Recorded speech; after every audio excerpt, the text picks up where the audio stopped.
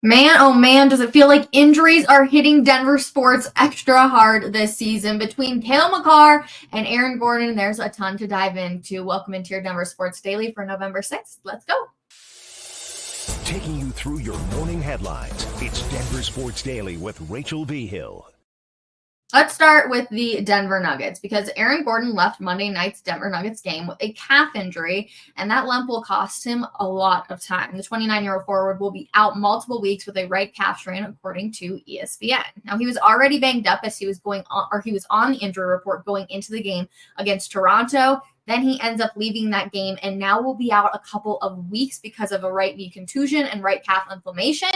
It just feels like things are not lining up for either one of the teams that call Ball Arena home. Now, Gordon just signed that $133 million extension coming into the season and is part of the Nuggets four core.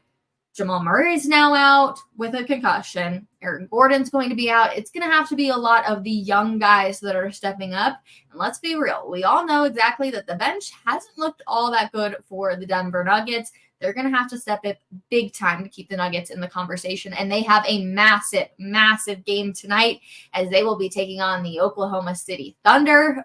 Undefeated team. Holy smokes. It's going to be a battle down there at Ball Arena. So definitely make sure you check out that game tonight, 7:30 p.m. Mountain Time tip. All right. Now the Avs, let's talk about some good stuff. They did get a win last night, 6-3 against the Kraken. Oh, thank goodness. Happy to see that. It was a return of Arturi Lehkonen, giving fans the hope that they have been looking for, and it gave them definitely a much-needed jolt of energy, helping them break their 3-game losing streak. But unfortunately, that hope really only lasted about 90 minutes because halfway through the second, Cale Makar exited a power play shift in significant pain. And this is where you go, oh no, what's wrong with Cale Makar? He never did return to that period. However, he did come back for like about half of a shift, 1.5 shifts at the end of the third, before saying essentially, I just can't do it anymore. Jared Bednar did address it at the end, but you guys know hockey. They give you like, oh, yeah, something happened here, and it's never actually what you want to hear, and that's exactly what we did. So Jared Bednar came out after the game and said he tweaked something late in the second and wasn't able to continue. So hopefully we find out some more news on Cale Makar and the latest with him, but otherwise that is such a bummer, especially because he was on such a hot streak as well. Colorado will head out on the road for their first matchup with the red-hot Winnipeg Jets. That'll be on Thursday at 6 p.m. Mountain Time. So, man, oh man, the injuries are just hitting these two teams hard, it feels like. Like I said, the brothers at Ball Arena, it is really hitting hard. There was also an update real quick, not on Cale Makar, but on Gabriel Landeskog. They're not exactly calling it like a full setback. I know there's a lot of rumors going on when it comes to Gabe right now, talking about how we're not sure if he's ever going to make it return back to the ice. And Jared Bednar did speak about that this morning. There's lots of tweets out on it. He was on a radio station, Altitude Sports Radio, as well, just speaking on it. So nobody freak out quite yet. I know it sounds really scary. I know we all want him to return, but they need to do what is best for him long-term, just as a man, with a family, of course. So hopefully he does come back out. But yes, definitely still a bummer on Gabriel Landeskog. We'll move on to football now, though, because the Colorado Buffaloes are officially in the hunt, as they are one of the names that were named to the college football playoffs ranking for the 2024 season, which is obviously exciting. So the Buffs come in at number 20 in the first ranking under the new format, meaning they are just on the outside looking in at the tournament, which will kick off on December 20th, right before the holidays, really get going. But essentially, the difference is obviously under the new rules, the bracket increased from 4 teams to 12 teams. Personally, I'm curious, how do you feel about that? Because I'm a big fan of making it more of a March Madness type style. But CSU is very much alive given their current number sitting at 20. So even more so, the winner of the Big 12 championship game is guaranteed one of those dozen spots, which is really cool for a lot of people. Again, it just means more, right?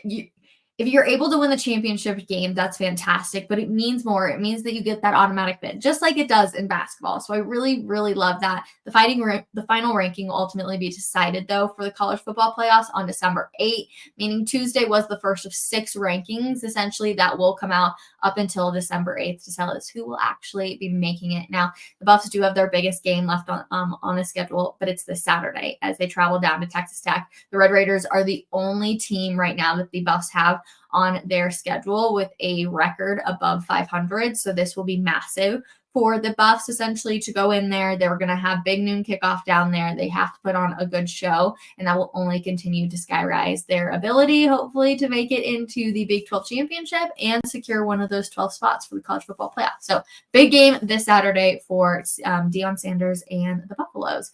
Now, another one reason it might actually be a big game is because Travis Hunter is currently just sitting behind one quarterback in the Heisman race. Now, Hunter's Heisman odds did take a bit of a damper going into October because of his production. It essentially had diminished. The Buffs had a bye. He was injured for a few games, but essentially he's getting back into the conversation a lot more. We could take a look at the rankings, and he's number 2, right behind Cam Ward. And we'll talk about Cam Ward here in just a second. But you can also see Shedeur Sanders is on this list. This is the post-week 10 Heisman odds.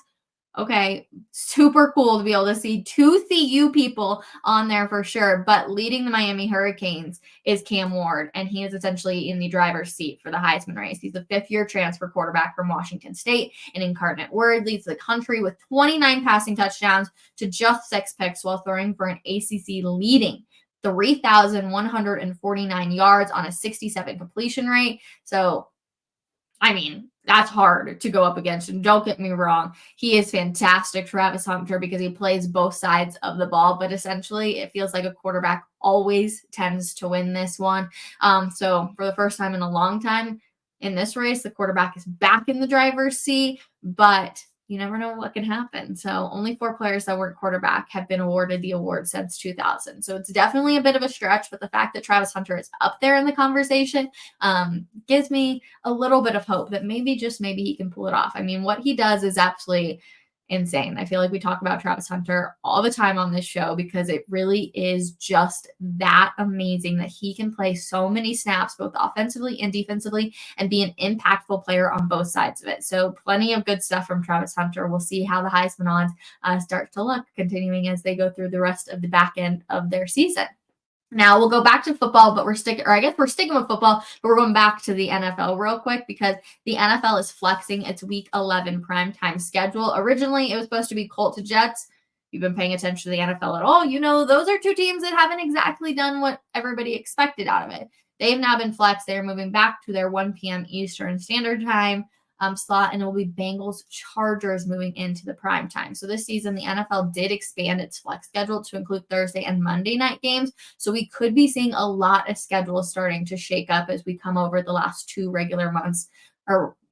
months of the regular season. So yeah, it'll be interesting to see what ends up happening. I don't anticipate getting the Broncos in any kind of flexing games, unfortunately. And also let me know how you guys are feeling about the fact that the Broncos did not make any more moves at the trade deadline. We're going to be talking about that in Coffee Break, 12 p.m. today. James Palmer and he will officially be on with us, not on Bleacher Report today. So yeah, last story we got for you, just because I feel like everybody pays attention to this guy. He's somewhat of a villain here in the Mile High City. Well, Sixer star Joel Embiid has been handed a 3-game suspension for shoving a Philadelphia Inquirer columnist in the team's locker room. Now you might be like, well, why did he shove this guy? Well, including Marcus Hayes is the columnist who had wrote an article essentially talking about Embiid's work ethic. Now, this is something that a lot of people have questioned, so it makes sense that we're seeing an article from this, but the fact that we saw a shove was one of the things. But the other thing, it also, though, talked about Embiid's son and his late brother Arthur, and I think that's what really took it a little bit overboard, and that's where Embiid got really angry about this article. And then we have an altercation in the locker room. Now, the NBA did essentially come out and say, well, we understand that Joel was offended by the personal nature of the original version of the reporter's column. Essentially, it can never turn physical, which we have to agree on for sure. So Embiid has not played a game yet this season because he's dealing with a knee injury. But when he does officially come back off of the injury list, he'll be able to take that 3-game suspension. So he's got a little bit of time before that'll probably happen, dealing with this knee injury. But when he is able and ready, he will have to sit out 3 games. So if you're a 76ers fan, you are probably pissed off. All right, let's talk. Can you see my message? I absolutely can see your message. Hello to the comments. Appreciate you guys as always. Good snowy day, RV. Maybe I missed it. I don't know. Truthfully, I don't know. Maybe I did. But where was the forecast saying first big snowstorm of the year? I remember seeing something that said like 2 inches. And I was like, okay, that's fine. We can work that. I have like 8 inches outside my door right now. My roads are covered. I was like, okay, absolutely not. Did not expect that. Let's see. Cam Ward will win the Heisman if Miami goes undefeated. He's literally carrying that team. Yeah, what he's doing is absolutely crazy. The 67% completion rate, too, just with how many yards he has and how many picks he has, it's just absolutely wild. So it's going to be really hard for Travis Hunter to, move into that top spot with somebody who's playing that way, but crazier things have happened, I guess. So we will take it. You guys, that is going to do it for our Denver Sports Daily today. Happy to see the numbers going back up. We had quite a few slow early week, but I'm glad that everybody's getting back into it. We will see you, like I said, 12 o'clock. James Palmer will be on the show. We're going to be talking about the NFL trade deadline, if it's a good thing or a bad thing that the Broncos didn't make any more moves. And then I will see you guys tomorrow morning for another episode of your Denver Sports Daily. Have a wonderful Wednesday, everybody, and stay safe. Bye.